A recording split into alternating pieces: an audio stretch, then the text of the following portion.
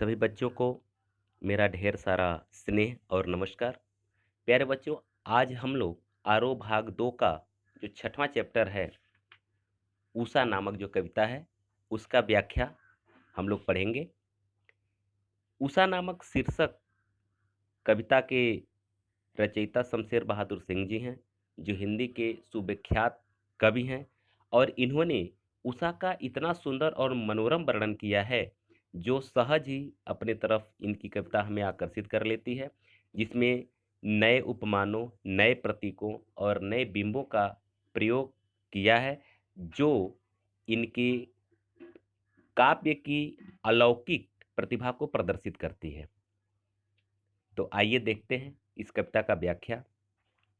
प्रात नभ था बहुत नीला शंख जैसे, भोर का नभ राख से लिपा हुआ चौका अभी गीला पड़ा है। बहुत काली सिल जरा से लाल केसर से, कि जैसे धुल गई हो।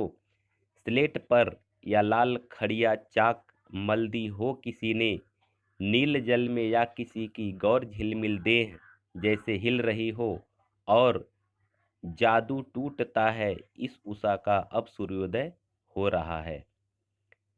तो आइए इसका अर्थ देखते हैं। प्रात नभ था बहुत नीला शंख जैसे। कवि शमशेर बहादुर सिंह जी कहते हैं, प्रातः काल का नभ अर्थात आकाश। और प्रातः काल कब का वर्णन किया गया है? सूर्योदय से कुछ पहले का, भोर के समय का वर्णन किया गया है। तो कह रहे हैं प्रातः काल का जो नभ था वह नीले शंख जैसे प्रतीत हो रहा था। क्योंकि आकाश का रंग नीला होता है और स्वच्छ होता है, तो शंख भी स्वच्छ होता है। तो ऐसा लग रहा था कि जैसे सूर्योदय से पहले का जो आकाश है वह नीले शंख जैसा दिखाई दे रहा हो। आगे कहते हैं, भोर का नभ राख से लिपा हुआ चौका अभी गीला पड़ा है। और ऐसा प्रतीत हो रहा है जैसे जो भोर का यानी कि सूर्योदय के पहले का जो आकाश है वह राख से लिपा हुआ चौका जैसा प्रतीत हो रहा है, क्योंकि अभी ये गीला पड़ा है। गीला पड़ने का अर्थ क्या है कि रात के समय ओस पड़े हैं, और ओस के पड़ने के माध्यम से यह बताने का प्रयास किए हैं कि जैसे ऐसा लग रहा है कि आकाश उस ओस पड़ने के कारण गीला पड़ गया हो, और ऐसा लग रहा हो कि अभी अभी किसी ने उस चौके को राख से लीपा हो। चौका मतलब समझ रहे हैं, जहाँ भोजन बनता है उस जगह को कहते हैं। तो राख से अभी अभी लीपा गया हो और बिल्कुल गीला पड़ा हुआ प्रतीत हो रहा है। कभी आगे कहते हैं, बहुत काली सिल जरा से लाल केसर से, कि जैसे धुल गई हो। या फिर दूसरा एक बिंब खींचते हुए कहते हैं, या फिर ऐसा प्रतीत हो रहा है जैसे काली सिल कोई काली सी सिल हो और लाल केसर से धुल गई हो। जैसे कोई काला सिल हो और उस पर लाल केसर गिरा दिया गया हो। लाल केसर का मतलब ये कि सूर्योदय के कुछ पहले आकाश में लालिमा रहती है, लेकिन आकाश कुछ काला काला सा भी दिखाई देता है। यानी काले आकाश में हल्की हल्के नीले रंग के जो धाही जो जिसको कहते हैं वो दिखाई दे रहा है, उसी को कह रहे हैं। तो ऐसा प्रतीत हो रहा है जैसे कि काले सिल पर लाल केसर धुल गया हो, लाल केसर किसी ने गिरा दिया हो, या लाल केसर से किसी ने रंग दिया हो।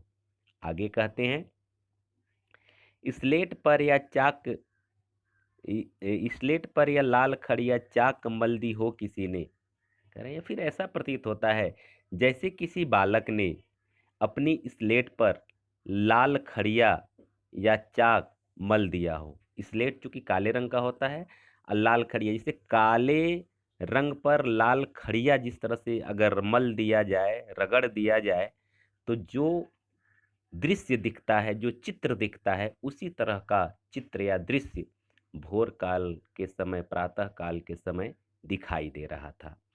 तो कह रहे हैं कि जैसे किसी बालक ने, ऐसा प्रतीत हो रहा है कि काली स्लेट पर लाल खड़िया या चाक मल दिया हो। आगे कहते हैं, नील जल में या किसी की गौर झिलमिल देह जैसे हिल रही हो। या फिर कहते हैं एक दूसरा बिंब खींचते हुए कहते हैं कि या जैसे लग रहा है कि नीले जल में कोई झील है, जो नीले रंग का जल है उसमें, और उस जल में किसी का गौर झिलमिल देह जैसे हिल रहा हो। गौर झिलमिल देह का मतलब क्या है कि उषा काल को एक गौर वर्ण की युवती का चित्रांकन करते हुए कवि कहते हैं कि ऐसा प्रतीत हो रहा है चूंकि आकाश नीले रंग का है और प्रातः काल भोर का समय जो है वह गौर वर्ण का हो गया है। तो ऐसा प्रतीत हो रहा है जैसे नीले जल में कोई गौर वर्ण की युवती उसमें झिल उसका रूप उसका सौंदर्य झिलमिला रहा हो, और जैसे उस नीले जल में उसका रूप सौंदर्य या उसकी आकृति हिल रही हो। आगे कहते हैं, जादू सा टूटता है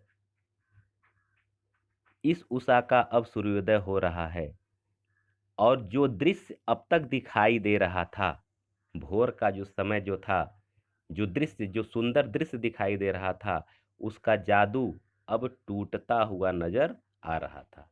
इसका मतलब ये हुआ कि जैसे जैसे उषा काल व्यतीत हो रहा था और सूर्य उगने वाला था क्षितिज से, तो अब यह धीरे धीरे सौंदर्य समाप्त होता चला जा रहा था। तो यह लग रहा था जैसे भोर का जो जादू था वह उषा काल के समय प्रातः काल के समय सूर्योदय के साथ उसका जादू टूटता हुआ जा रहा था, क्योंकि सूर्योदय हो रहा था। यानी सूर्योदय हो रहा था और सूर्योदय होने के साथ साथ उसके भोर का जो दृश्य था वह दृश्य धीरे धीरे विलुप्त हो रहे थे। तो इस तरह से ये इसका कविता रहा, इसका व्याख्या रहा। अब मैं थोड़ा सा चर्चा कर लेना चाहता हूँ काव्यगत सौंदर्य पे, तो आप इसे चाहें तो नोट भी कर लें। पहला बिंदु हो जाएगा, इसकी भाषा सहज एवं संस्कृतनिष्ठ हिंदी है। दूसरा पॉइंट, मुक्त छंद का प्रयोग किया गया है। तीसरा पॉइंट, दृश्य बिंब का प्रयोग किया गया है। चौथा, भोर का नभ में उत्प्रेक्षा अलंकार का प्रयोग किया गया है। पांचवा पॉइंट, नीला शंख जैसा में उपमा अलंकार का प्रयोग किया गया है। छठवां पॉइंट, माधुर्य गुण का प्रयोग किया गया है। और सातवां पॉइंट, लक्षणा शब्द शक्ति का प्रयोग किया गया है। तो इस तरह से इस कविता का व्याख्या संपन्न होता है। अब इसके बाद हम लोग अगले वीडियो में अगले पाठ की व्याख्या पढ़ेंगे। एक बार पुनः आप सभी लोगों को धन्यवाद। नमस्कार।